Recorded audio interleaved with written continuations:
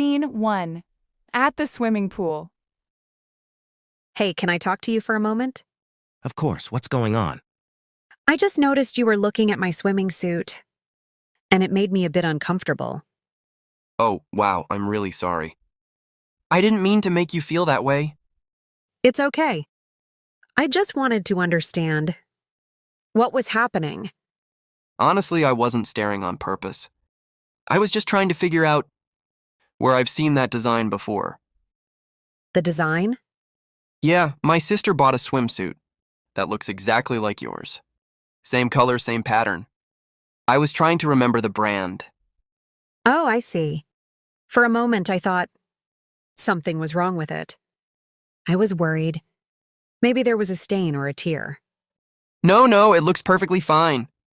I should have said something earlier, so you didn't get the wrong idea. Thanks for explaining. It makes more sense now.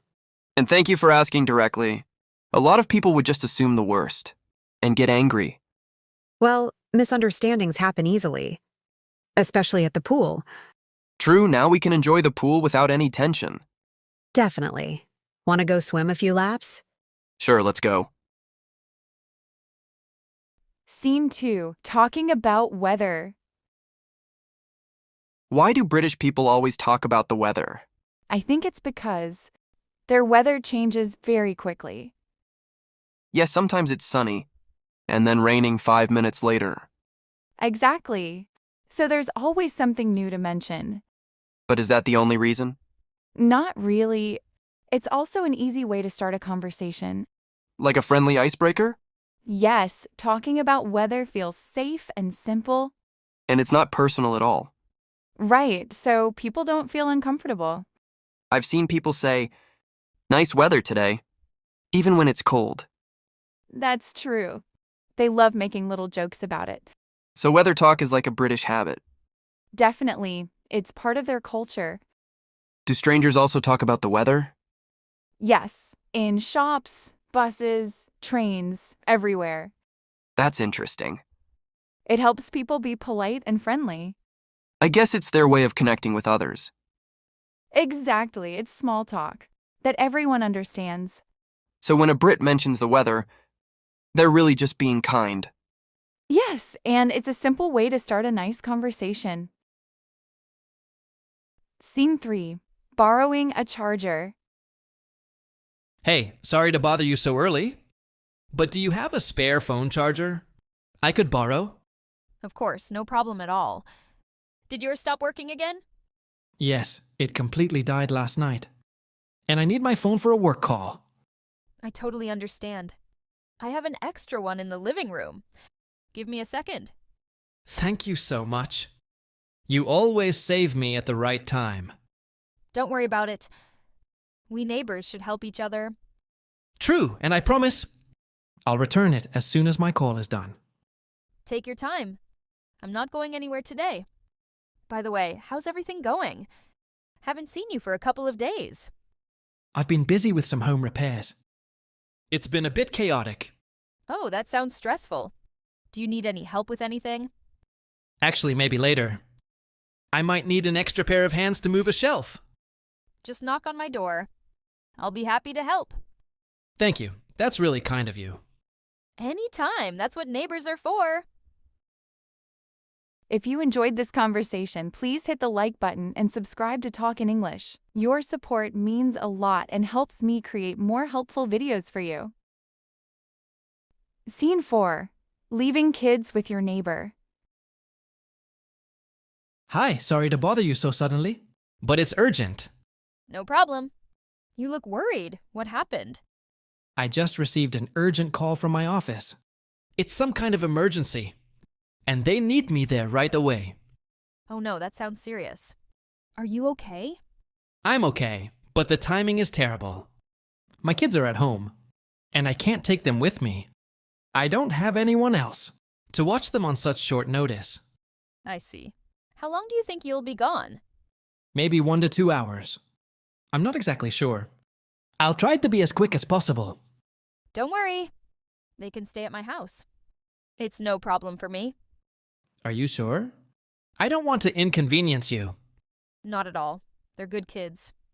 I can keep them busy with some snacks, maybe a movie or some drawing. That would be amazing. They have their school bags with them. If they want to finish homework. Perfect. They can bring everything they need. Just let them know. They'll stay with me until you're back. Thank you so much. You have no idea how much this helps. I was really panicking. It's okay. Emergencies happen. Go and take care of your situation. I'll handle things here. I owe you one, seriously. You don't owe me anything. We're neighbors. We help each other. Thank you again. I'll keep my phone on, in case you need anything. Sure, and I'll message you if something comes up. Drive safely and don't worry about the kids. Scene 5. Loud music at night. Hey, do you have a moment? I just wanted to talk about something quickly. Sure, is everything okay? Yes, everything's fine. But I wanted to mention the noise last night. It was a bit loud. Oh no, I'm really sorry about that. Was it the music? Yes, it went on quite late. And I couldn't fall asleep. I totally understand. I had friends over, and it got louder than I expected. I appreciate you understanding. I didn't want to make a big issue. Just wanted to let you know. Thank you for telling me politely. I'll make sure it doesn't happen again. I really appreciate that. I know noise happens sometimes. Honestly, I feel bad. If it ever gets noisy again, just message me. I will, thanks. And please don't worry too much. It happens to everyone. Still, I should have kept an eye on the volume. It's okay. We're neighbors. And communication is important. Absolutely. I'm glad you told me instead of staying upset. Thank you for understanding and being respectful. Anytime. And I'll make sure future nights are quieter. Scene 6. Damaged FedEx delivery. Good afternoon, ma'am. I have a FedEx delivery for you. Thank you. May I take a look at the package first? Of course, here it is. Please sign here once you've checked it. Wait a moment. The box is damaged. Damaged? Let me see. Yes, the side is torn. This is not acceptable. I can't receive it like this. I completely understand, ma'am. You do have the right to refuse the delivery. Yes, I will refuse. I don't want to sign for a damaged parcel. All right, I'll record it as refused due to damage. Will this go back to the sender? Yes, it will be returned and the sender will be notified. And I won't be charged for it, correct? Correct, ma'am. You won't be charged. I was really waiting for this package. This is very disappointing. I'm truly sorry for the inconvenience. I will file the damage report right away. I appreciate that. I hope the replacement will arrive safely. The sender should arrange that once they receive the report. Good. Please make sure the refusal is properly documented. Don't worry, ma'am. It will be updated in our system immediately. Thank you. Then I officially refuse this delivery. Understood, ma'am. I'll take it back and report it today. Scene 7.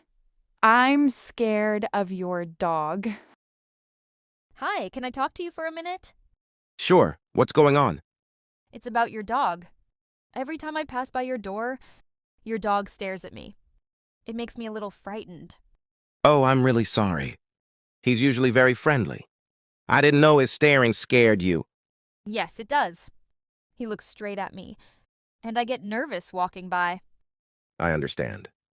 I'll make sure he stays away from the door. And I'll keep him inside when you pass. Thank you.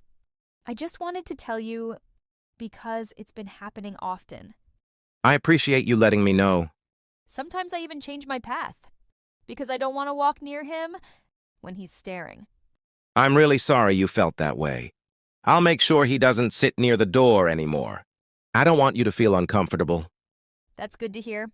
I just want us to be comfortable as neighbors. Of course, if anything else bothers you, feel free to tell me. Sure, thanks for understanding. Anytime. Have a nice day. Thank you for learning with us. Consistent practice leads to real improvement. Continue engaging with English daily. and your confidence will grow naturally. See you next time.